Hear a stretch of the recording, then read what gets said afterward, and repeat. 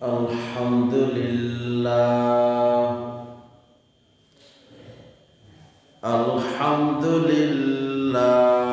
nahmaduhu wa nasta'inuhu wa nastaghfiruhu wa nu'minu bihi wa natawakkalu alayhi wa na'udzu billahi min syururi anfusina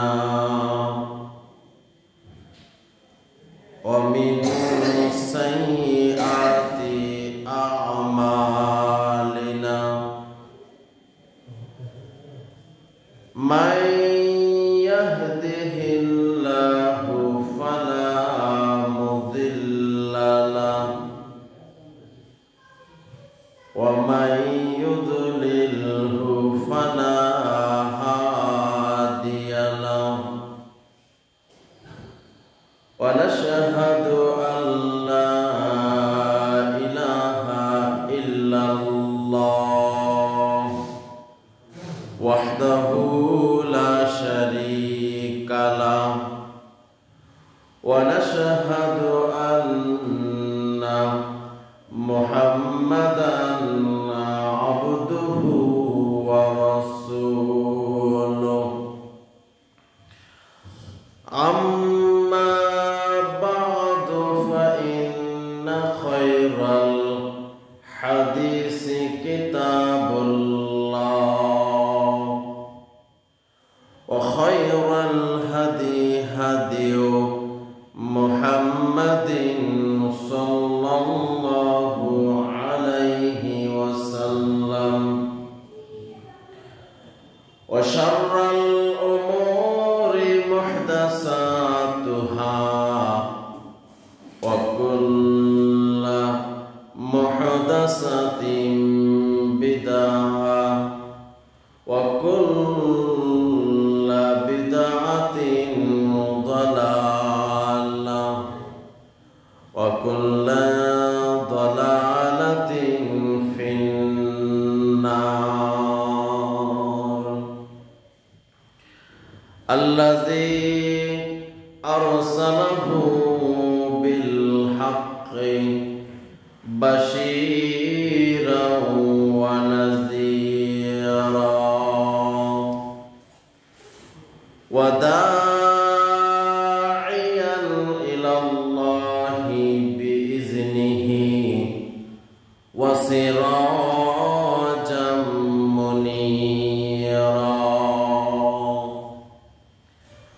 Faqad qala Allahu tabaraka wa ta'ala fi kalamihil majid wal furqanihil hamid. A'udzu billahi minasy syaithanir rajim. Bismillahirrahmanirrahim. Qaf wal Qur'anil Majid bal ajibu an ja'ahum munzirum minhum faqala al-kafiruna hadza syai'un ajib. Aidza mitna wa kunna turab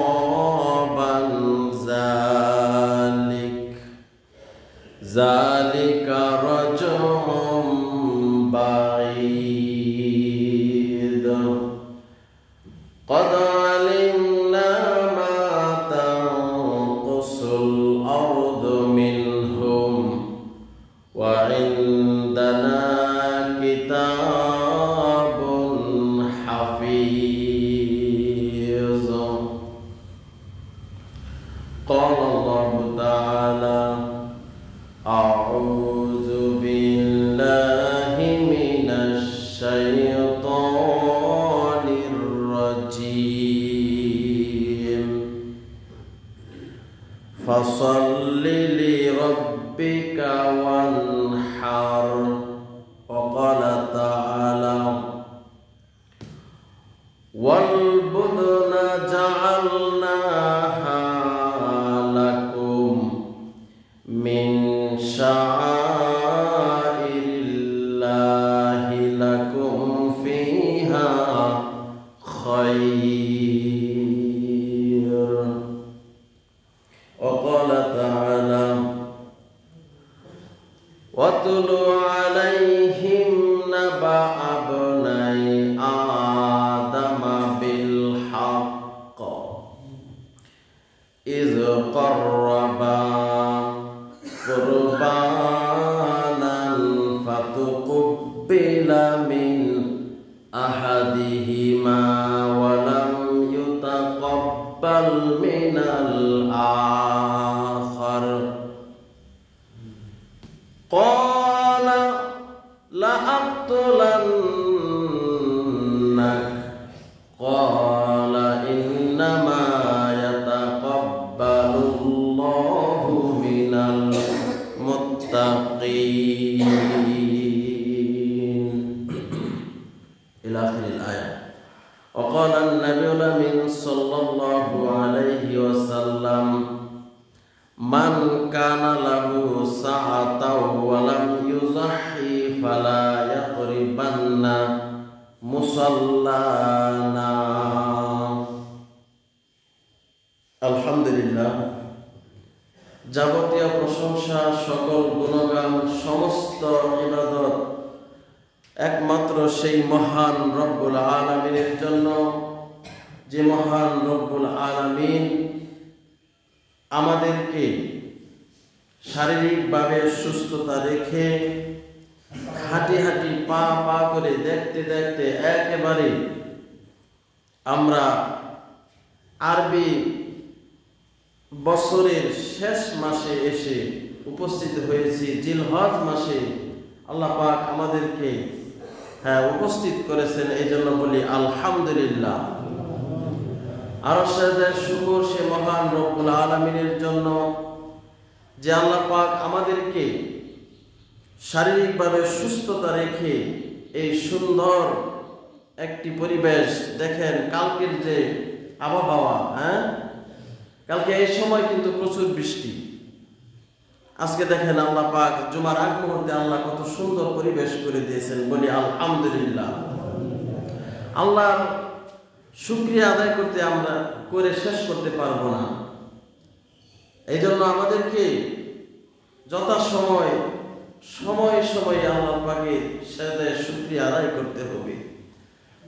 যে আল্লাহ পাক আমাদেরকে শারীরিকভাবে সুস্থতা রেখেছেন, সুস্থতা রেখে আল্লাহ পাক আমাদেরকে তারই ঘর মসজিদে সঠিক সময়ে উপস্থিত হওয়ার তৌফিক দান করেছেন। আমরা আবারও বলি আলহামদুলিল্লাহ। অতঃপর সংক্ষিপ্তভাবে দুরূদ এবং সালাম বর্ষিত হোক বিশ্ব মানবতার মুক্তির দূত রাহমাতুল লিল আলামিন, বিশ্ব নবী, আদর্শের নবী, নবীদের নবী, নবিকুল সম্রাট, নবিকুল শিরোমণি, সাইয়্যিদুল মুরসালিন, খাতামুন নবিয়্যিন, রাহমাতুল লিল আলামিন, যে নবীর আগমনের ফলে আমরা অন্ধকার তথা জাহেলিয়ার বর্বরতার কুসংস্কারের যুগ থেকে শান্তির ধর্ম ইসলাম ধর্মকে পেয়েছি। যে নবীর আদর্শে আদর্শিত হয়ে আমরা সারা বিশ্বে মুসলমান নামে পরিচিত। যে নবীর আদর্শ পালন করতে পারলেই ইহকাল কল্যাণ এবং পরকাল মুক্তির পথ রয়েছে। যে নবী শরীয়তের প্রত্যেকটি বিষয় পুঙ্খানুপুঙ্খানুভাবে বিস্তারিতভাবে আলোচনা করে গেছেন, যাতে করে পরবর্তীতে উম্মতে মুহাম্মাদীর কোনো সমস্যা না হতে হয়, সেই নবীর উপর আমরা সংক্ষিপ্তভাবে দুরূদ পাঠাই, দুরূদ জানাই, দুরূদ বলি, সকলেই বলি সাল্লাল্লাহু আলাইহি ওয়াসাল্লাম।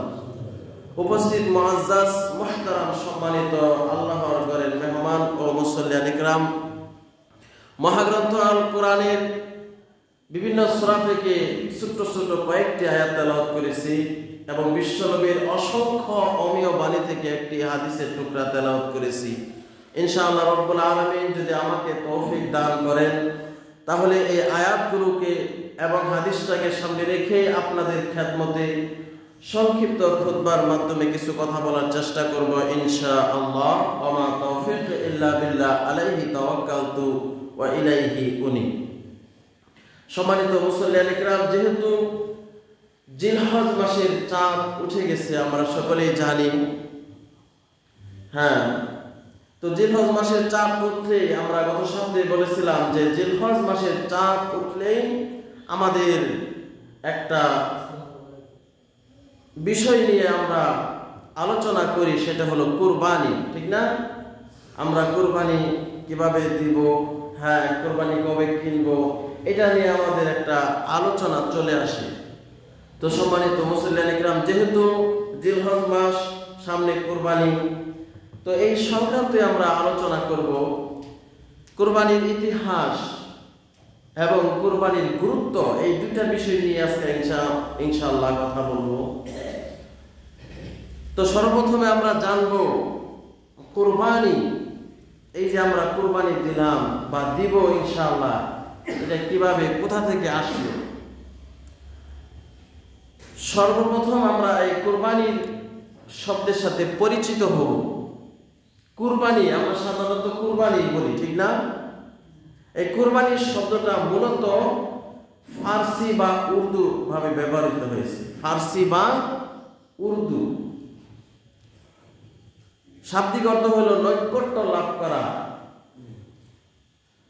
নৈকট্য লাভ করা, নিকটবর্তী হওয়া, সন্তুষ্টি অর্জন করা। কুরবানি শব্দের অর্থ নৈকট্য লাভ করা, সন্তুষ্টি অর্জন করা, খুশি করা। আরবিতে বলা হয়েছে আল কুরবানু মা ইউতাকাররাবু বিহি ইলাল্লাহি তাবারাকা ওয়া তাআলা। কুরবানি ওই মাধ্যমকে বলা হয় যার মাধ্যমে আল্লাহর সন্তুষ্টি হাসিল করা যায়।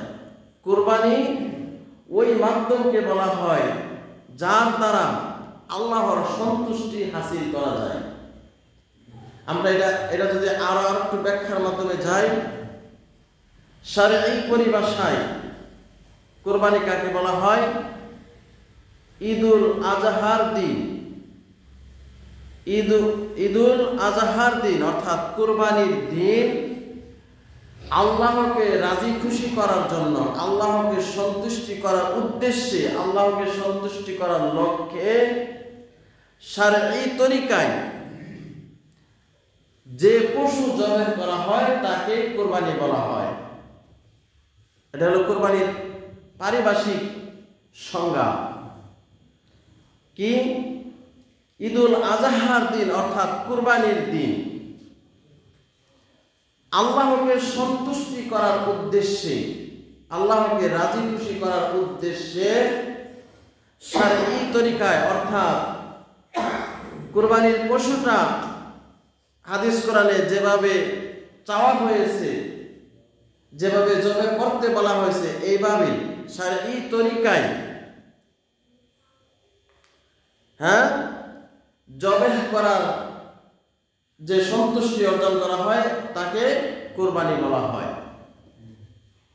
তো যাই হোক ভাইরা আমার, আমরা এই কুরবানি সাধারণত জিলহজ মাস আসলেই, জিলহজ মাসের 10 তারিখ আমরা কুরবানি করে থাকি।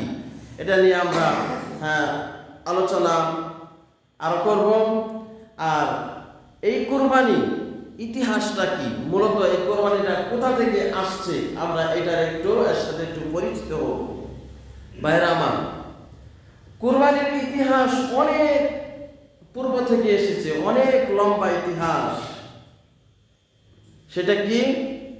সেটা হলো আমাদের আদি পিতা, আমাদের সর্বপ্রথম যে নবী আদম আলাইহিস সালাম। মূলত এই কুরবানির ইতিহাস, কুরবানির প্রথা কোথা থেকে চলে আসছে? আদম আলাইহিস সালাম থেকে চলে আসছে। আপনারা সকলে জানেন, এখানে একটা ঘটনা আছে, সুন্দর একটি ঘটনা। আদম আলাইহিস সালাম থেকেই মূলত এই কুরবানি চলে আসছে। আর আমরা যে কুরবানি যে প্রথা অনুযায়ী, যে নিয়ম অনুযায়ী, যে নীতিতে কুরবানি দেয়, এটা হলো মূলত ইব্রাহিম আলাইহিস সালামের কুরবানি। বলেন সুবহানাল্লাহ। আমাদের কুরবানি এবং অন্য অন্য নবী রাসূলদের কুরবানির মধ্যে কিছু পার্থক্য আছে। আমাদের কুরবানি কি? আমরা প্রতি বছরই একই নিয়মে কুরবানি দিয়ে থাকি, ঠিক না? কিন্তু অন্য অন্য নবীদের বেলায় ভিন্ন ছিল। ভিন্ন বলতে কোনো একটা ঘটনাকে কেন্দ্র করে, কোনো একটা বিষয়কে কেন্দ্র করে তাদেরকে কুরবানি দেওয়ার কথা বলা হতো। যার কুরবানিটা কবুল হতো, হ্যাঁ, তার কাজটাই গ্রহণ হয়েছে, তার কাজটাই আল্লাহ পছন্দ করেছেন বলে গণ্য হতো। ঠিক তেমনি ভাবেই আদম আলাইহিস সালামের যুগে একই ঘটনা ঘটেছে। সকলে ইতিহাস জানেন, খালি শুধু মনে করিয়ে দিচ্ছি। আদম আলাইহিস সালামের যুগে একই ঘটনা ঘটেছিল। কি ঘটনা? আদম আলাইহিস সালামের যুগে তখন তো মানুষ নাই। আদম আলাইহিস সালাম আর তার স্ত্রী হাওয়া আলাইহিস সালাম। প্রথমে আল্লাহ পাক দুনিয়াতে মানুষ কাকে সৃষ্টি করলেন? আদম আলাইহিস সালামকে সৃষ্টি করলেন। তারপরে আদম আলাইহিস সালামের বাম পাজর থেকে তার সঙ্গিনী সহধর্মিনী হাওয়া আলাইহিস সালামকে সৃষ্টি করলেন। এছাড়া আর মানুষ নাই। এখন মানুষ তো দুনিয়াতে বাড়তে হবে। তে সেই যুগে অর্থাৎ আদম আলাইহিস সালামের যুগে নিয়ম ছিল, যখনই আদম আলাইহিস সালাম অর্থাৎ মা হাওয়ার গর্ভ থেকে যখনই কোনো সন্তান প্রসব করত, দুইটি সন্তান প্রসব করত। কয়টি সন্তান বলেন তো? দুইটি সন্তান প্রসব করত, একটা ছেলে আর একটা মেয়ে। ঘটনা সকলে জানেন। মানে যে বছরই সন্তান জন্মগ্রহণ করত, কয়টি? দুইটি, একজন মেয়ে আর একজন ছেলে। তে দেখা যায় যে ওই যে হাবিল কাবিল নাম শুনছেন, হ্যাঁ? হাবিলের সাথে এক মেয়ে জন্মগ্রহণ করলো, আর কাবিলের সাথে আরেক মেয়ে জন্মগ্রহণ করলো। আরো অনেক ছেলে মেয়ে হয়েছে, কিন্তু সেগুলো কোরআন হাদিসে পাওয়া যায় না। এই দুইজনের কথাই কোরআন হাদিসে বেশি পাওয়া যায়। যাই হোক ভাইয়ের আমার, তো উম্মত বাড়ানোর জন্য, মানুষ বাড়ানোর জন্য আদম আলাইহিস সালামের যুগে নিয়ম ছিল যে আগের ঘরের ছেলের সাথে যে আগের ঘরের ছেলে আর পরের বছরে যে মেয়ে হয়েছে এদের সাথে বিবাহ দিতেন। আর পরের বছরের যে মেয়ে আগের বছরের ছেলের সাথে বিবাহ দিতেন। আদম আলাইহিস সালামের জায়গায় সময় এই নীতি ছিল। তাহলে দেখা যায় এই নিয়ম অনুযায়ী কাবিল পায় কাকে? হাবিলের সাথে যে মেয়েটা জন্মগ্রহণ করেছে, ঠিক না? আর হাবিল পায় নিয়ম অনুযায়ী কাবিলের সাথে যে মেয়েটা জন্মগ্রহণ করেছে। কিন্তু ঘটনাক্রমে দেখা যায় যে কাবিলের সাথে যে মেয়েটা জন্মগ্রহণ করেছে, এই মেয়েটা হাবিলের সাথে যে মেয়েটা জন্মগ্রহণ করেছে তার চেয়ে সুন্দরী।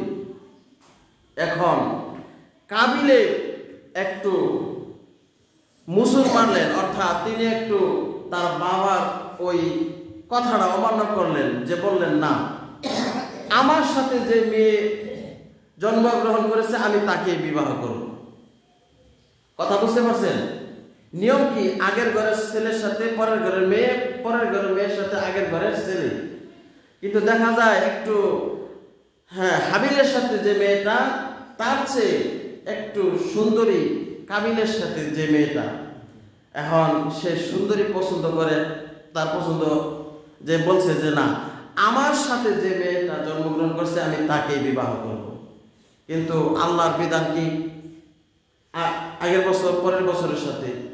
এখন আদম আলাইহিস সালাম বাবা তো এক বিপাকে পড়ে গেছিলেন, কি করবেন? সেও ছেলে। কথা বুঝতে পারছেন? আল্লাহ পাক ওহীর মাধ্যমে জানিয়ে দিলেন, হে আদম, তোমার এই 2 বৎসকে, ওই সুন্দরী মেয়েকে কে বিবাহ করবে? যেহেতু ঝগড়া বাইজাই গেছে, এখন তাহলে তুমি কি করো? তাদেরকে কুরবানি করতে বলো। ওই সুন্দরী মেয়ে পাওয়ার জন্য। যার কুরবানি কবুল হবে সেই কি হবে? ওই মেয়েকে কি করবে? বিবাহ করবে। ভাইরা আমার, ওহী নাজিল হয়ে গেল। আল্লাহ পাক ওহী নাজিল করে আদম আলাইহিস সালামকে জানিয়ে দিলেন।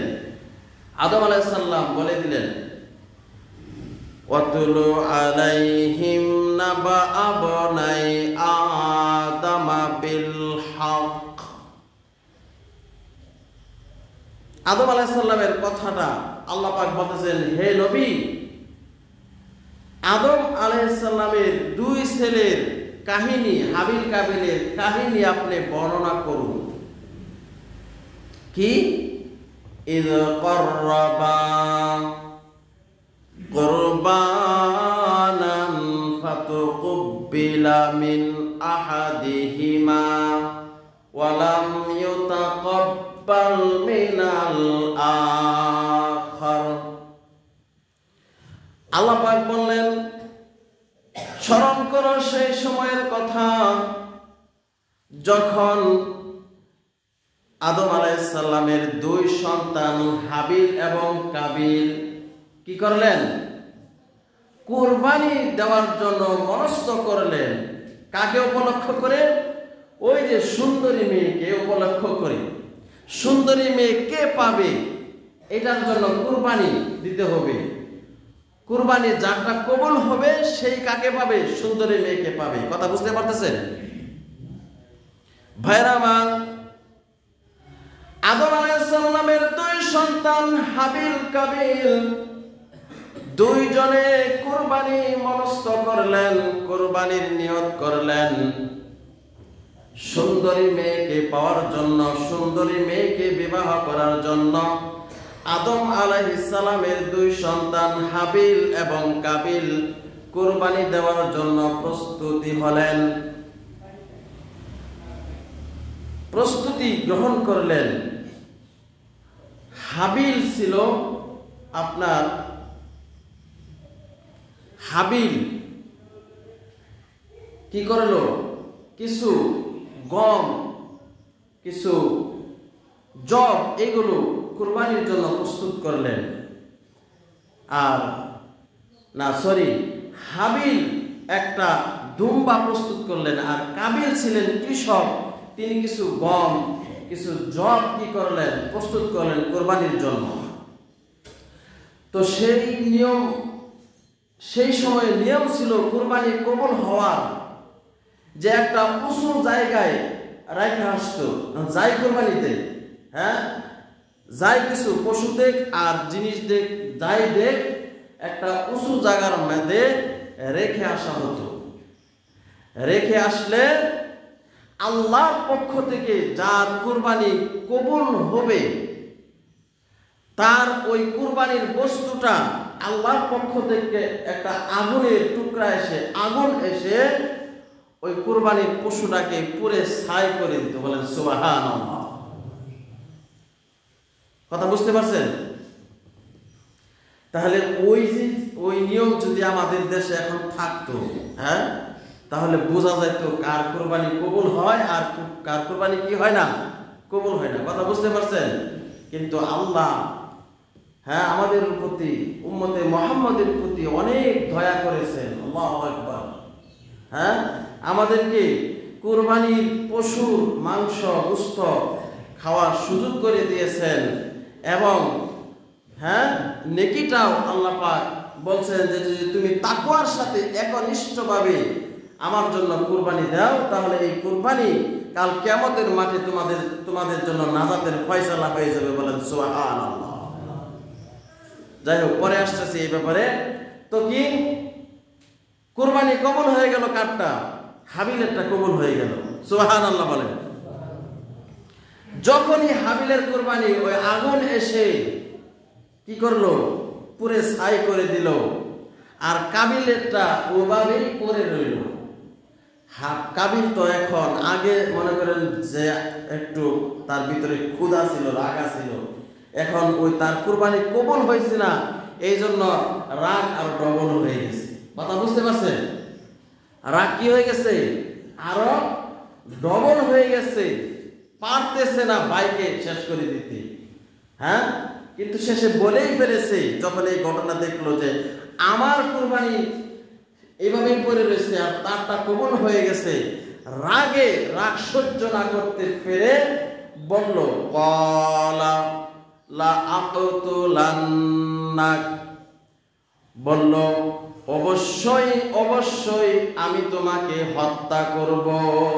হ্যাঁ, ভাই ভাইকে বলছে আমি তোমাকে কি করব, হত্যা করব। কারণ কি, ওই যে হ্যাঁ নিয়ম কিন্তু কাজ তো হইল না। হ্যাঁ, যে উদ্দেশ্যে কুরবানি করেছিল, কুরবানি তারটা কি হয় নাই, কবুল হয় নাই। সুন্দরী মেয়েকে সে বিবাহ করব, হ্যাঁ, আর এটা তো নিয়ম না। নিয়ম ছিল তার ভাইয়ের সাথে যে মেয়েটা, এই মেয়েটা সে পাবে, কিন্তু দেখা যায় হ্যাঁ সাথে যেটা সেটা সে নেওয়ার জন্য চেষ্টা করছে, কিন্তু আল্লাহর তো বিধান অন্যভাবে। কিন্তু এই জন্য তার নিয়ম কবুল হয় না দেখা, এই জন্য তিনি রাগ করে বললেন, ক্বালা লা আকতুলান্নাক, অবশ্যই অবশ্যই আমি তোমাকে হত্যা করব। তার মানে হত্যা করে হলেও, তোমাকে দুনিয়াতে বিদায় করে দিয়ে হলেও আমি ওই সুন্দরী মেয়েকে বিয়ে করব। কথা বুঝতে পারছেন? এই হলো কাহিনী। তারপরে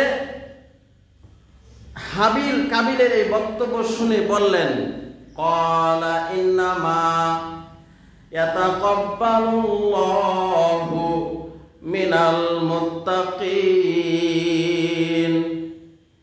হাবিল বলতেছে, ভাই কাবিল তুমি শুনে রেখো, তুমি যতই কলা কৌশল করো না কেন, আল্লাহ যে নিয়ম দিয়েছে, আল্লাহ যে বিধান দিয়েছে, এই বিধান বাদ দিয়ে যদি তুমি অন্যদিকে চলে যাও তাহলে তোমার বেশি ভালো হবে না।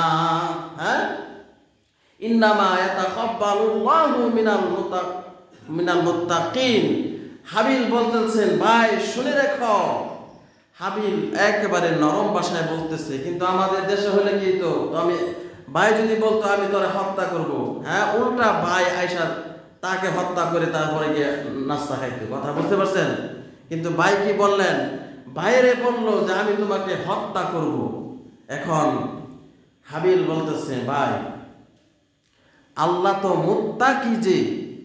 মুত্তাকি যে ইমানদার যে, আল্লাহ তার কুরবানি কবুল করে থাকে। কথা বুঝতে পারছেন? যে মুত্তাকি, যে ইমানদার, যে আল্লাহকে রাজি খুশি করার জন্য, আল্লাহকে একনিষ্ঠ ভাবে রাজি খুশি করার জন্য, আল্লাহকে সন্তুষ্টি করার জন্য, আল্লাহর নৈকট্য লাভ করার জন্য যে কুরবানি দেয়, আল্লাহ তার কুরবানি কবুল করে থাকে। ভাইরা আমার, এই বক্তব্য হাবিলের শোনার পরে শেষ পর্যন্ত কি করে দিলেন, কাবিল হাবিলকে হত্যাই করে ফেললেন। কাবিল কি করলেন, হাবিলকে হত্যাই করে ফেললেন। কাবিল মানে হত্যাকারী। হ্যাঁ, শেষ পর্যন্ত হত্যাই করে ফেললেন ওই সুন্দরী বোনকে বিবাহ করার জন্য। এই জন্য ভাইরা আমার, নিয়ত দেখেন, কাবিলের নিয়ত ছিল একরকম, হাবিলের নিয়ত ছিল আরেক রকম। কাবিলের নিয়ম ছিল মানে আল্লাহ যে নিয়ম, ওই সময়ের যে নিয়ম আল্লাহ দিয়েছিল, ওই নিয়মের বিপরীত ছিল। কথা ঠিক না? আর হাবিল তো চুপচাপ আছে। হ্যাঁ, হাবিলের নিয়ম ছিল আল্লাহ যেটা ফয়সালা দেয় এইটাই, ঠিক না? তাহলে কাবিলের নিয়ম কি ছিল, আল্লাহ বিরোধী। এই জন্য ভাইরা আমার, বুখারী শরীফের প্রথম হাদিস, ইন্নামাল আমালু বিন্নিয়াত ওয়া ইন্নামা লিকুল্লি ইমরিইম মা নাওয়া। নিশ্চয় সমস্ত কাজ হচ্ছে নিয়তের উপর কি নির্ভরশীল। সে নিয়ত যা করবে তাই হবে। এই হাদিসের বিশাল লম্বা হাদিস, বলা হয়েছে, সুতরাং কেউ যদি আল্লাহকে রাজি খুশি করার জন্য হিজরত করে, হ্যাঁ, তার হিজরত সেই উদ্দেশ্যে হবে যে উদ্দেশ্যে সে কি করেছে, নিয়ত করেছে। অর্থাৎ কেউ যদি আল্লাহকে, হ্যাঁ, পাওয়ার জন্য, আল্লাহ এবং তার নবীকে পাওয়ার জন্য চেষ্টা করে, হ্যাঁ, সে আল্লাহ তার নবীকে পাবে। পক্ষান্তরে এই হাদিসের উল্টা বলা হয়েছে, কেউ যদি কোনো মেয়েকে বিবাহ করার জন্য, হ্যাঁ, ছুটে যায়, হ্যাঁ, তখন তার সেই আশা পূরণ হবে। কথা বুঝতে পারছেন? তার মানে নিয়ত এখানে দুইটা, একটা ভালো আর একটা কি খারাপ। তো ঘটনা শেষ কি হলো? তো মূলত এই হাবিল এবং কাবিল, শেষ পর্যন্ত কাবিল হাবিলকে হত্যা করলেন। পরে এখন হত্যা করে এখন তিনি আরেক বিভাগে পড়ে গেছেন। এখন লাশ কি করবেন? হাই হাই, জীবিত আসলে ভালো ছিল, এখন হত্যা করে তখন তার কাছে দায়িত্ব, এই মরা লাশ, মরা দেহ, এখন কি করবেন? কিছুই করতে পারতেছেন না ভাইয়ের আমার। তখন আল্লাহ পাক দুইটা কাক পাঠিয়ে দিলেন। দুইটা কাক ঝগড়া করতে করতে, ঠুকরাঠুকরি করতে করতে একটা কাককে কি করলো? মেরে ফেললো। মেরে ফেলার পরে জীবিত কাক, মৃত কাককে জীবিত কাক পা দিয়ে মাটি সরাইয়া সেখানে পুঁতে ফেললো। এইটা কাবিল দেখলেন। তখন ওই কাক থেকে তিনি শিক্ষা নিলেন, তিনি কবর খনন করলেন। সেখানে তারপরে তার ভাই কাবিল হাবিলকে কি করলেন? দাফন করলেন। মূলত সেখান থেকেই কবর, এই যে আমরা যে কবর দেই আমাদের, হ্যাঁ, আপনজন, আমরা যখন মারা যাব, এই কবর কোথা থেকে আসছে? ওইখান থেকে এই কবর খননের প্রচলন আসছে। ভাইরা আমার, আসেন আমরা কথায় অনেক কথায় চলে আসে। তো মূলত কুরবানির ইতিহাস কোথা থেকে? আদম আলাইহিস সালাম থেকে। আদম আলাইহিস সালামের সময় কুরবানি কবুল হওয়ার যে নিয়ম ছিল, সেটা যদি এখন আমাদের মধ্যে বিদ্যমান থাকতো, হ্যাঁ, প্রচলন থাকতো, তাহলে কি পরিস্থিতি হতো বলেন? হ্যাঁ, তাহলে দেখা যাইতো কার কুরবানি কবুল হয়, কার কুরবানি কবুল হয় না, এটা বোঝা যেত। আর আমরাও, হ্যাঁ, যখন কুরবানি কবুল না হতো, তাহলে লজ্জায় মুখ দেখাতে পারতাম না সমাজে, বিভিন্ন, হ্যাঁ, কারণ উপার্জনের তো অনেক মাধ্যম আছে না? কিন্তু আল্লাহ আমার প্রতি, আপনার প্রতি কি করলেন? রহম করলেন। কুরবানির মাংস আমার জন্য, আপনার জন্য হালাল করে দিলেন, খাওয়ার জন্য তৈরি করে দিলেন। আর নিয়তটা যদি একটু ঠিক হয়, একটু যদি খালি আল্লাহকে রাজি খুশি করার জন্য হয়, হাদিসের মধ্যে আসছে কুরবানির পশু যখন আপনি জবে করেন, রক্ত মাটিতে পড়ার আগে আল্লাহ সেই কুরবানি কবুল করেন। বলেন সুবহানাল্লাহ। ভাইয়ের আমার, কুরবানির গুরুত্ব দিয়ে আল্লাহ পাক বলছেন, ফাসাল্লি লিরাব্বিকা ওয়ানহার। এই আয়াতটা সবাই পারেন না? সূরা কাউসারের আয়াত দেখবেন, খুলে দেখবেন। আল্লাহ পাক বলছেন, হে নবী, ফাসাল্লি লিরাব্বিকা ওয়ানহার, হে নবী, আপনি আপনার প্রভুর উদ্দেশ্যে, আপনার প্রভুর জন্য সালাত কায়েম করুন এবং কুরবানি করুন। ফাসাল্লি লিরাব্বিকা ওয়ানহার, হে নবী, আপনি কি করুন?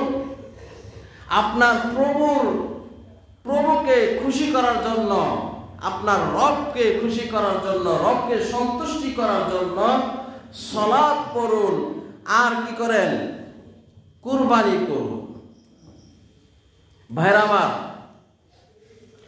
মক্কার মুশরিকরা তাদের দেব দেবীর নামে মানত করত, কুরবানি করত। মক্কার মুশরিকরা তাদের দেব দেবীর নামে, দেবতার নামে মানত করত, কুরবানি করত। এমনকি ইতিহাস প্রমাণ করে মক্কার মুশরিক কাফেররা কুরবানি তাদের দেব দেবতার নামে কুরবানি করে ওই কুরবানির রক্ত তাদের ওই দেবতার শরীরে মাখাতেন। হ্যাঁ, কুরবানির রক্ত ওই দেবতার শরীরে মাখাতেন। তখন আল্লাহ পাক কি করলেন? ওই নীতিকে বাদ দিয়ে মুসলমানের জন্য এই কুরবানির ব্যবস্থা করলেন। যে কাফের মুশরিকরা কি করে? তাদের দেবতার নামে কোরবানি করে, কোরবানি দেয়। মুসলমানেরা আল্লাহর নবীর কাছে ওহী নাজিল করে বললেন, ফাসল্লি লিরাব্বিকা ওয়ানহার, হে নবী আপনি সালাত কায়েম করুন এবং আপনার প্রভুর উদ্দেশ্যে কোরবানি করুন। তখন এই বিধান চালু হলো যে মুসলমান কি করবে? সালাত কায়েম করবে এবং আল্লাহকে রাজি খুশি করার জন্য, আল্লাহকে সন্তুষ্টি করার জন্য কি করবে? কোরবানি করবে। এই কোরবানির মধ্যে কল্যাণ নিহিত আছে, নেকি রয়েছে। কোরবানির পশুর আমরা গত সপ্তাহে বলেছি যে নিখুঁত হতে হবে। কোরবানির পশুরা নিখুঁত হতে হবে। আবারও আমরা বলে দেই যে কোরবানির পশু এক নম্বরে দাঁতিল হতে হবে। দুধ দাঁত পরে যে আরেকটা দাঁত উঠে এটা উঠতে হবে। আর 4 ধরনের পশু কোরবানি করা নাজায়েজ: স্পষ্ট কানা, স্পষ্ট খোরা, স্পষ্ট কি রুগা। আর এই 4 নম্বরের মধ্যে কয়েকটি বিষয় আসে। নাক, কান, তারপর শিং, লেজ, এই কয়েকটা বিষয় আসে। কান যাতে উপর দিক দিয়ে, সাইড দিক দিয়ে অথবা নিচ দিক দিয়ে কোনোভাবে যেন ফাটা না হয়, শিং যেন ভাঙ্গা না হয়, এগুলো খুব ভালো করে আমাকে আপনাকে কি করতে হবে? দেখতে হবে। যেহেতু আমরা ইনশাআল্লাহ কোরবানি চাঁদ উঠে গেছে, আমরা ইনশাআল্লাহ এই সপ্তাহের মধ্যে আমাদের কোরবানিগুলো কিনতে হবে। তো এই 4টা বিষয় আমরা কোরবানির অবশ্যই দেখব ইনশাআল্লাহ। আর কোরবানির পশু যেন মোটা তাজা হয়, সুন্দর, সুঠাম, স্বাস্থ্যবান হয়, এগুলো দেখে আমি আপনি কি করব? কোরবানির পশু ক্রয় করব। ভাইরা আমার, কুরবানিতে কল্যাণ নিহিত রয়েছে। এই ব্যাপারে আল্লাহ পাক বলেন, ওয়াল বুদনা জাআলনাহা লাকুম মিন শাআইরিল্লাহি লাকুম ফিহা খায়র। আল্লাহ পাক বলেন, আমি তোমাদের জন্য কুরবানির পশুকে আমার নিদর্শন সমূহের মধ্য থেকে, আমার নিদর্শনাবলীর মধ্য থেকে একটি নিদর্শন হলো এই কুরবানি। আল্লাহর কত নিদর্শন আমাদের সামনে বাসে, ঠিক না? আছে না? কত রকমের নিদর্শন আল্লাহ তৈরি করে রেখেছেন। তার মধ্যে এই কুরবানি আল্লাহর নিদর্শনের মধ্যে একটি নিদর্শন। কুরবানি এটা কার পক্ষ থেকে এসেছে? আল্লাহর পক্ষ থেকে এসেছে। ফাসাল্লি লিরাব্বিকা ওয়ানহার, হে নবী আপনি সালাত কায়েম করুন এবং কুরবানি করুন। কুরবানির গুরুত্ব, এটা কুরবানির গুরুত্ব বোঝানো হয়েছে। হে নবী আপনি কুরবানি করুন। এমনকি ইতিহাস প্রমাণ করে বিশ্বনবী প্রতি বছর কুরবানি করেছেন। মদিনায় তিনি যত বছর থেকেছেন প্রতি বছরই তিনি কুরবানি করেছেন এবং 2টি করে তিনি খাসি কুরবানি করেছেন। এজন্য আমাকে আপনাকে কি করতে হবে? কুরবানি করতে হবে। কুরবানির গুরুত্ব দিয়ে বিশ্বনবী বলছেন, মান কানা লাহু সাআতাও ওয়া লাম ইউযাহি ফালা ইয়াকরিবান্না মুসাল্লানা। আল্লাহর নবী বলেন, যে ব্যক্তির সামর্থ্য রয়েছে কুরবানি দেওয়ার, সামর্থ্য থাকা সত্ত্বেও যে ব্যক্তি কুরবানি দিল না, কুরবানি দেওয়ার সামর্থ্য রয়েছে, কুরবানি দিতে পারবে, তারপরেও খেয়াল খুশি মতো সে এটাকে গুরুত্বই দিল না, আল্লাহর নবী বলছে সে যেন আমার ঈদগাহের মাঠে না আসে। তাহলে দেখেন, ধমক দিয়ে আল্লাহ নবী বলছেন, যে ব্যক্তি সামর্থ্য থাকা সত্ত্বেও কুরবানি দিল না, সে যেন কি হয়? আমার ঈদগাহে না আসে। তাহলে আমরা ইনশাআল্লাহ সকলেই কুরবানি দেওয়ার চেষ্টা করব। আল্লাহর নবী হাদিসে বলেছেন, ইয়া আইয়ুহান নাস ইন্না আলা কুল্লি আহলি বাইতিন ফি কুল্লি আম উযহিয়া। কুরবানি কিভাবে দিব? আল্লাহর নবী বলছেন, ইয়া আইয়ুহান নাস ইন্না আলা কুল্লি আহলি বাইতিন ফি কুল্লি আম উযহিয়া। আল্লাহর নবী বলছেন, হে মানব সকল, প্রতি বছর তোমাদের পরিবারের পক্ষ থেকে একটি করে কুরবানি। এই জন্য ভাইরা আমার, আমরা ইনশাআল্লাহ কুরবানির পশু দেখে শুনে কিনবো। যেহেতু আরেকটা খুতবা আমাদের পাবো, ইনশাআল্লাহ আরো বিস্তারিত আলোচনা আমরা ইনশাআল্লাহ করব। এবং ইব্রাহিম আলাইহিস সালাম তার ছেলেকে কিভাবে জবাহ করেছেন, কুরবানি দিয়েছেন, সেই চিত্র ইনশাআল্লাহ আমরা তুলে ধরবো। আল্লাহ পাক আমাদের সকলকেই আমরা যেন কুরবানির পশু দেখে শুনে সুন্দরভাবে, সুন্দর সুঠাম এবং নিখুঁত প্রাণী যেন কুরবানি করতে পারি, আল্লাহ পাক আমাদের সকলকে সেই তৌফিক দান করেন। সকলে বলুন আমিন। বারাকাল্লাহু লানা ফিল কুরআনিল আযীম ওয়া নাফা'না ওয়া ইয়্যাকুম বিল আয়াতি ওয়া যিকরিল হাকীম। ইন্নাহু তাআলা জাওয়াদুন কারীমুন বারিউর রাউফুর রহিম।